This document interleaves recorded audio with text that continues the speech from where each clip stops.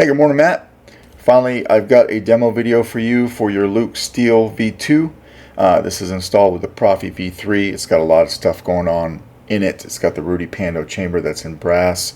We'll go over my desk and take a look at this guy. I'll tell you what I did. Let me know if it all makes sense to you, and I'll get this out in the mail to you today. Thanks, Matt.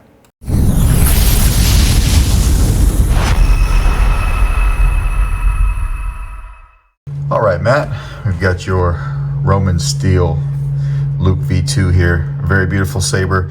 I got your blade plug in just to show you that it fits in flush, right? This saber has an interesting story. There was a guy recently that went around scamming a lot of people out of sabers and money. You were one of the fortunate ones that got this one back. So I really do appreciate the fact that like you went through the emotional roller coaster of almost losing this guy, but then felt confident enough to turn around and send it to me. So I tried to get it done as soon as I could. I know I told you 2 weeks. I'm riding on day 11 of that. So all done now. I actually got this done yesterday. All right, it is a 2-button setup. Underneath your bubble card here are your switches. So back here, that's power. Up here, that's auxiliary, okay? In order to make this bubble strip work and for it to not look weird and so you don't see my switches, what I do is, first I have a switch holder. If you look at it from the side, you can see my little tactile switch holder, right? It's in gray PLA right there. So I print that out. I put the 2 tactile switches under there. I take a piece of thin aluminum stock, like sheet stock. I cut it to size. I put it in there. I do have to put some things on the bottom of that so they press down on the actual switches, because there's not a whole lot of room to work in this guy. As you can see, everything has to be done within the grooves of the clamp holder, right? So put some things down underneath that aluminum stock so it'll press the switches, and then I put the bubble strip over that. There are a few pieces of electrical tape on the sides of the bubble strip just so that it doesn't fall out. I had to take that, sand down the ridges that were on the underside of the strip so that I could get some play in here, and now it's nice tactile feel on both sides, but with that stock in there you cannot see my switches. It's just a matte finish. So I hope that you like the way that that came out. All right, to access your board, what you want to do is unscrew this guy. All right, we're going to unscrew this booster section. I'm sorry, yeah, just unscrew this section right here with the pommel. This is how you get to your Proffie. So you got a Proffie V3. I've got the 2 sound fonts that you sent me from my dude Jesse over at Kyberphonic. You got the OWK4, and then you've got the return. All right, so access to your SD card and your micro USB from right there. Apologize for the camera work, it's wanting to focus on that for whatever reason. But access right here, you've got a kill switch right here, and you've got that 1.2 millimeter recharge port right here. So everything from right here, very easy to get to. All right, we're gonna go ahead and we're gonna flip that on here in a second. I wanna talk about the rest of the saber first. You'll notice that this piece is brass because you got the new brass Pando chamber from Roman. I do have a little bit of things I want to talk about this chamber with you. All right, because when you had originally asked me to do this install, I said, yeah, I'd be happy to do it, but I wanted you to go back and look at a previous install I had just done with this brass chamber. And the reason I asked you to do that was because it was on a saber very similar to this. I think it was identical to this, it just didn't have the paint scheme. When this saber is installed with this particular chamber, the J-lock system for the chamber doesn't work because there's no room up here. I used the smallest PCB holder up here that I possibly could. All right, so there's a blade side PCB up in here. That blade side PCB is 0.06 inches thick. It's the typical thickness of a PCB. All right, I made my PCB holder 0.08 inches thick, so I didn't hardly give myself any room for a solder joint at all. I ended up having to tape over my solder joints so I didn't ground out against the inside steel portion of this neck. Even doing that super tiny, it still was not enough room for the J-lock system to work on this guy. All right, so what you want to do when you want to get to the chamber, first you want to unscrew this. You don't have to unscrew it all the way. We'll just back it up about yay far, right? That way you can take this clamp section and you can back it up against there. This isn't going to turn on you because there's little nubbins on the inside of this Graflex clamp car that ride along a pathway here. You've got those two that do that over there, and you've got these two that do that over here. So it's not going to rotate, but I did have to leave it loose enough to where you could bring it back. All right, that will expose that grub screw right there. What you want to do is take a little Allen key here. You want to loosen that grub screw a little bit so that you can slide this up and turn it over. Now, as you can see, it J-locked up here, right? This little grub screw, it came up this path. We turned it and it stopped here.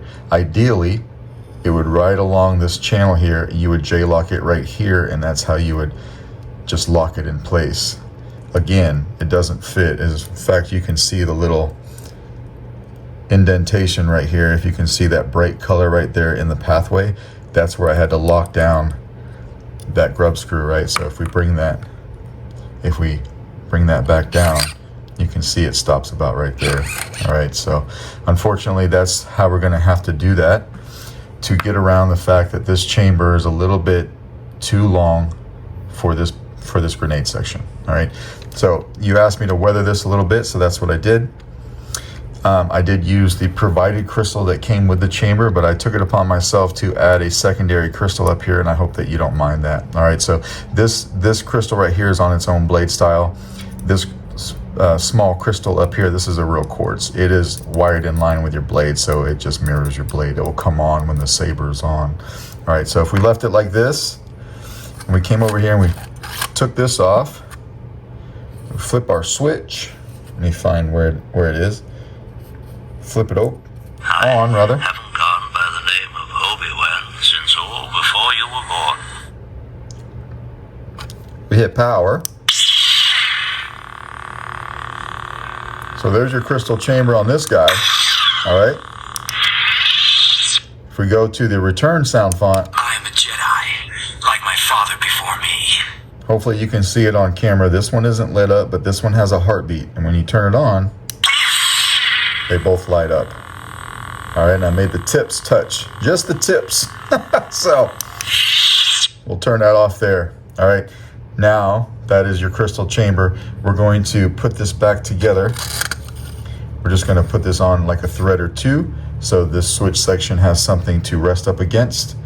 We're going to bring this down because you won't have power when the grenade section is exposing the crystal chamber. There's a wireless connection up there. All right, so there's a 7-pin PCB system right on top of this crystal chamber that makes contact with that blade PCB I was telling you about earlier. All right, so what you want to do, you want to bring this down. I'm going to put it on the table so I can kind of show it on camera. As soon as you bring it down, you're going to feel it bounce. It's bouncing on those pins. So what we're going to do is we're going to push it all the way down so those pins engage. We're going to come over here, tighten that grub screw so this stays in place.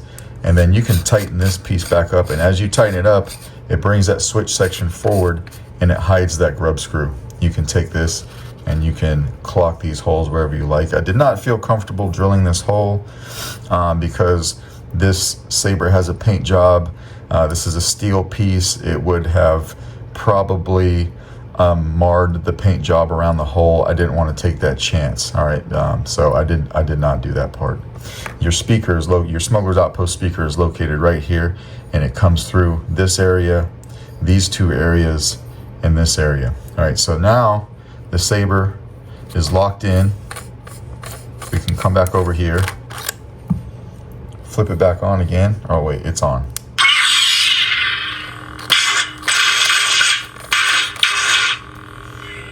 You got twist off.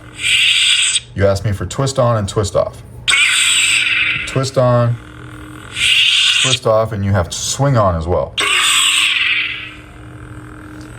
Your KR Sabers lit PCB. Twist off. As you can see, it is set up for a recessed blade. Your blade plug fits right in here, no problem.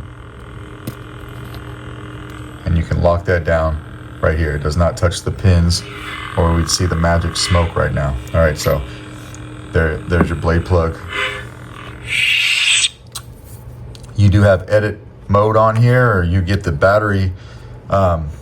There's a prompt for the battery percentage. If you go like this, battery level 63%. 63%, you may want to give that a charge when you get it. And of course you can go into the font while the Saber is on, and you have a lot of different edit options in there as well. I'm not going to mess with that because I don't want to mess it up. I don't use the edit menu very much, but you asked for it, so I went ahead and I put it on there for you. All right, so we turn the kill switch off. Let me do that one more time when the Saber's on. Greetings, Exalted One. As you can see, the Saber's on. We come over here and flip that switch off. Kills power like it should. And then we put this back on. All right, so that is basically your Steel V2. Let me know if you have any questions. If everything makes sense to you, I will get this out in the mail to you today. Thanks, man.